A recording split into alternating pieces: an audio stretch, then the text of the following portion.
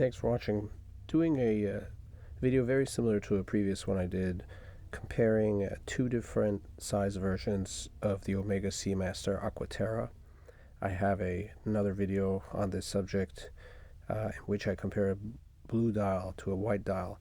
But I figured, I got a lot of positive comments on that one, and figured that a comparison between two of the same color dial would be even more useful side by side. The watch on the left is a 41.5 millimeter automatic with the 8500 movement. Watch on the right is a 38.5 millimeter diameter quartz. The white dial obviously really helps contribute to this watch wearing large. There's no doubt about that. It's definitely noticeable on the Aqua Terra, and most any other watch with a light silver or white dial, they'll usually appear quite a bit more substantial than a dark dial version of the same watch. On the 41.5 millimeter, I feel, in conjunction with the fact that these are watches with a pretty narrow bezel, so consequently a lot of glass, the white dial version looks like a large watch. It's not, I wouldn't say it's somewhere in the middle. I would say the white dial 41.5 millimeter Aqua Terra on wrist or in the hand, as is the case here, really does present as a very big watch. The lug sizes between the two versions are not that different. It's 20 millimeter on the larger one and 19 on the smaller. But in proportion, the 19 is bigger compared to the 38.5 millimeter diameter of the watch. So that also contributes to this, to kind of making a larger difference in how these watches appear, where when the lug width is narrow in relation to the watch head, the watch will appear larger.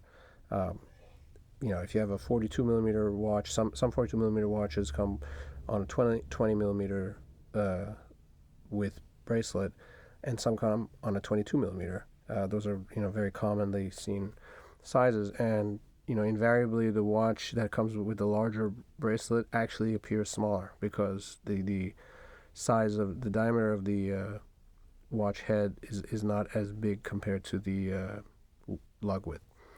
So here they are next to each other on the wrist. You see, as I say, the 41.5 millimeter and white dial does wear big. If you're want to use it more as a sporty watch, Aqua Terra is kind of like a very nice watch that can go more casual or even like semi-formally worn, because it doesn't have any sort of rotating bezel or anything like that. But if you're wearing it more with an intent to wear it as a casual, like more sport watch, the larger one definitely helps contribute to that look. I should note here, I know I've mentioned it before, but the quartz, there are no more quartz Aqua Terras. This was among the last ones made, and you couldn't get them in 41.5. But if you want an automatic in 38.5, they certainly do exist and are plentiful. They look very similar to this quartz. Obviously we'll have the coaxial chronometer text, and another difference is the automatic will have the date window, and the indices are a little bit thicker, a little bit more three-dimensional on the automatic.